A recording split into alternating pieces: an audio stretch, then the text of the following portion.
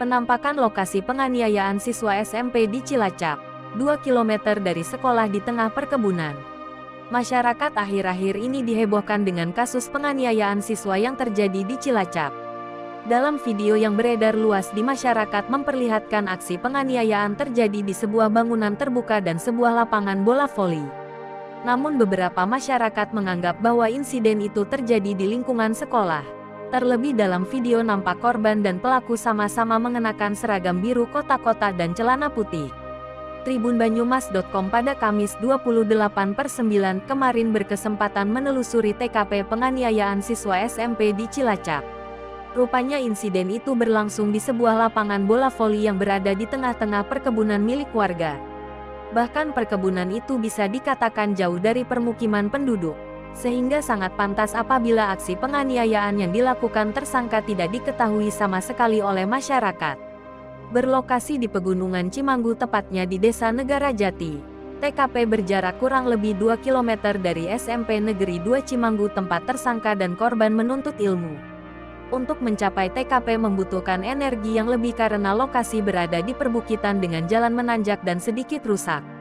Salah satu warga Desa Negara Jati sebut saja S. mengaku sama sekali tidak mengetahui adanya kejadian yang berlangsung pada Selasa, 26/9, di lapangan bola voli itu.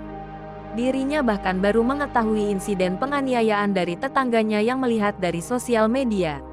Sama sekali tidak tahu kalau ada kejadian di sana, kalau tahu mah pasti dilerai. Tahunya malah dari tetangga yang lihat di sosmed. Kalau aku malah nggak tahu sama sekali, kata S kepada tribunbanyumas.com. Seperti yang diketahui, akibat penganiayaan itu korban FF siswa yang diketahui duduk di bangku kelas 8 mengalami luka dan lebam di beberapa bagian tubuhnya. Bahkan ia dikabarkan mengalami patah tulang rusuk akibat penganiayaan yang dilakukan tersangka MK. Sehingga korban FF dirujuk ke RS Margono Purwokerto untuk perawatan medis yang lebih intensif. Sementara itu, belakangan ini juga muncul satu video baru berdurasi 30 detik di lokasi yang sama yakni di lapangan bola voli yang kembali memperlihatkan insiden penganiayaan oleh sekelompok siswa berseragam biru putih. Bahkan dimungkinkan pelaku dan korban adalah sama-sama siswa SMP Negeri 2 Cimanggu seperti kejadian yang viral saat ini. Terkait kejadian itu, Tribunbanyumas.com saat ini masih berusaha mencari informasi terkait kebenaran video tersebut kepada pihak kepolisian. Adapun polisi telah menetapkan MK, tersangka kasus penganiayaan siswa SMP di Cilacap yang saat ini sedang viral. MK saat ini diketahui duduk di bangku kelas 9 SMP Negeri 2 Cimanggu. Sementara untuk korban FF diketahui duduk di bangku kelas 8 di sekolah yang sama.